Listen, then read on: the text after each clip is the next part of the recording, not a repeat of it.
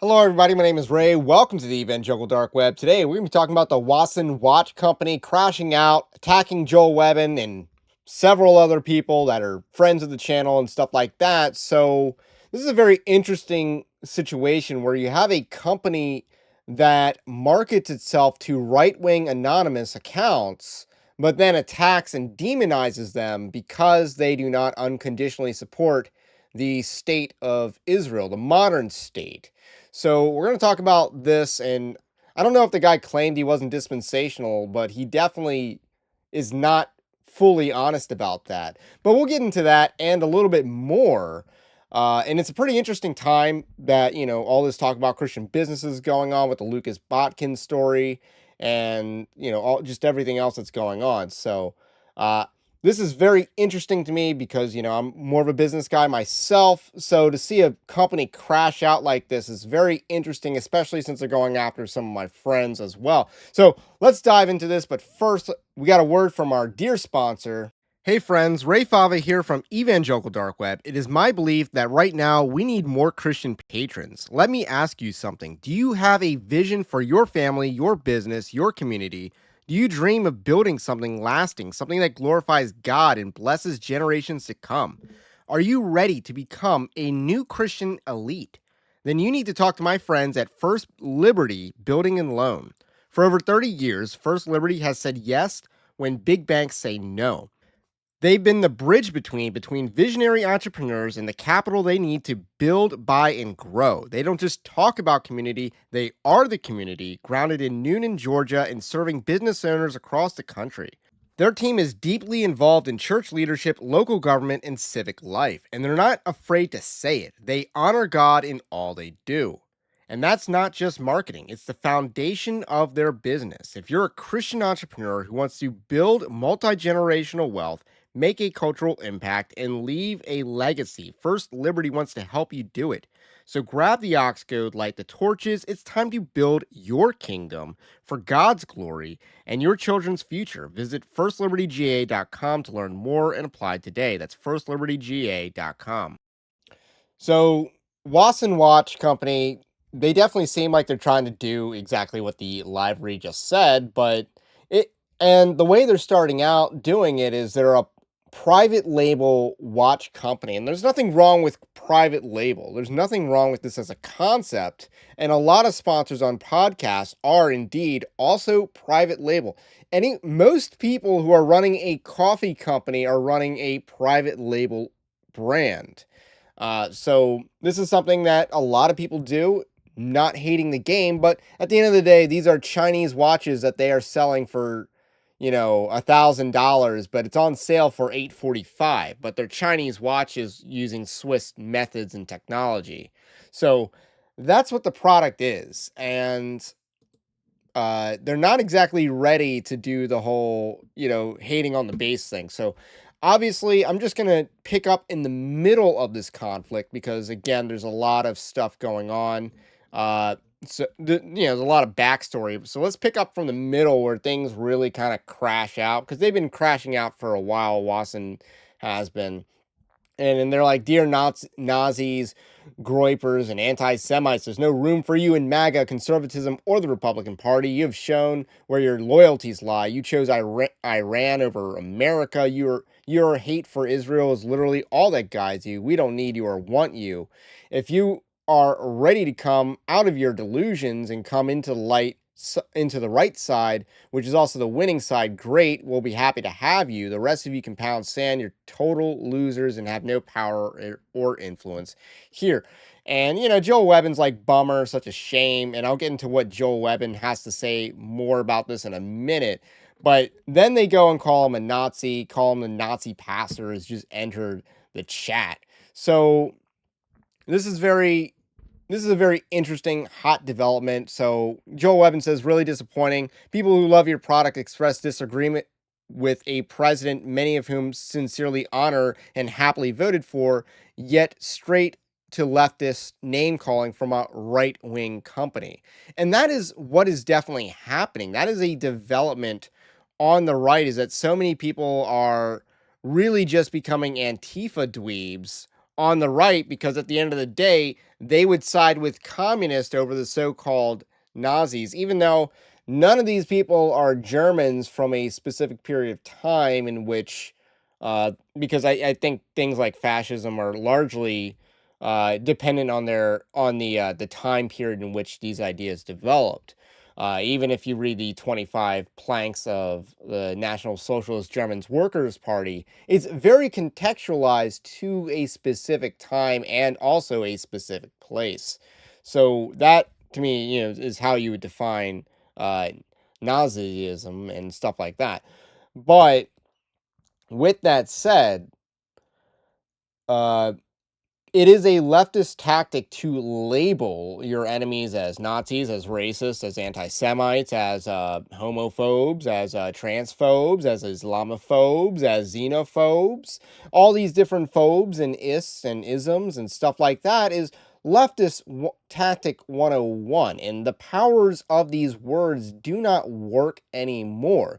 And here's the thing, the post made it seem like they're just calling out a specific group of people, but at the end of the day, they made it clear that's not all who they were calling out. So this is Insight to Insight, which is JD Hall's Substack, which is a very good, like this, like he writes more than I can read, but everything that I read is like just solid, just solid. Maybe one day I'll have JD's writing talent. I just don't though. Not right now. And I got way too much else going on to really hone in on that craft. And I like fiction writing as well, which I don't even have time to do. Anyway, so this is Joel Webbon's writing, though. We're going to read, and I'll pick up where J.D. Hall ends the article, because I think that part's pretty interesting as well. He says, "It's not every day you find your name tossed into the fire by a watch company." And Joel Webbon continues saying, "I want to be clear from the outset, Wasson Watch Company didn't initially call me out personally. Instead, they made a sweeping statement that appeared to demonize just about anyone who criticizes Israel and thinks America shouldn't have bombed Iran. I'll give my opinions on the American 12-day war, as it's being called, with Iran, probably on Thursday's live stream. So you definitely want to tune into that as we talk about that and just very interesting developments. I'm very much a military history nerd. Like that is, one of my areas of specialties. I like watching YouTube war videos and stuff like that a lot. Great for the whole family and all. So that's more of my interest. So I've always been interested in World War II, never been interested in the Holocaust at all. I just think that gets way more emphasis than the more interesting stuff that goes on in the period of World War II. But anyway, plug for tomorrow's live stream. He says, and Joel Webbon here lays out the overarching context for what's going on here. Like this is not just a statement about, hey, who does and doesn't belong in the Republican Party and MAGA and conservatism in general. There's underlying context in the environment in which they're making these decisions. Joel Webbon sort of calls it out like they're really just trying to broad brush people who disagree with them. And they definitely took the bait. Joe Webbon continues, "I responded by saying, bummer, such a shame, with a humorous Dwight Schrute gif opening a coffin for someone to climb inside. In other words, I was saying, guys, you're alienating a pretty massive portion of your market. There's a ton of men who love your product. They really do make fantastic watches. I mean, I'm not a watch person, so maybe the Chinese watches are fine in high quality, and fully supportive of 95% of your messes. Wasson is constantly taking bold stands on conservative cultural issues, which I and many others like me deeply appreciate. But there are a lot of conservative Christian guys out there that are convicted that the modern state of Israel is a serious problem, and yet these guys are not Nazis. They are not advocating for a final solution, and they're not encouraging America to go to war against Israel. They just want Israel to out of our politics and to stop negatively influencing our culture. Now, up to this point, I fully acknowledge that Wasson has a complete plausible deniability. They could have not responded, or they could have said something like, "We're not talking about you, Joel, and if the shoe doesn't fit, don't wear it." Unfortunately, all plausible deniability went out of the window when they immediately responded by publicly calling me a Nazi pastor. So I was right in my suspicions. Wasson was talking about me, and much more importantly, thousands of faithful men who think like I do, and thus my disappointment. This is a massive and completely unnecessary alienating of a sizable portion of their base, and simply seems like a poor sales tactic to criticize potentially millions of Americans who don't want to send their kids to fight in another endless war. I don't I don't follow the watch world, but it seems Watson got a bit too caught up in the excitement of Fox News. They didn't just attack me. I'll admit my political commentary is often a bit too spicy for the average listener, but they even lashed out at Tucker Carlson and many MAGA supporters who are genuinely cautious about more bloodshed. To go further to complicate matters, a few hours later, they doubled down a few hours later when I publicly gave credit to Nick Fuentes for his analysis and predictions regarding the current tensions in the Middle East in my live stream. They called me a Nazi not because I called for anything, much less did anything violent or hateful, but simply because I was willing to publicly agree with Fuentes, who has been right regarding these issues far more than people like to admit. I have not watched his live stream for just for clarification. I'm vaguely aware of Fuentes' thing. I don't think it's aged as well as it had aged by the time, it's aged more poorly than when Joe Webbon did the live stream, is what I'm trying to say here. So, but that's why you should watch my live stream tomorrow. There's another plug for you. I'm not this self-promoting usually. Sure, I have plenty of disagreements with Fuentes. For starters, I'm a devout Protestant, although I admit it gets a little harder each day to say that out loud.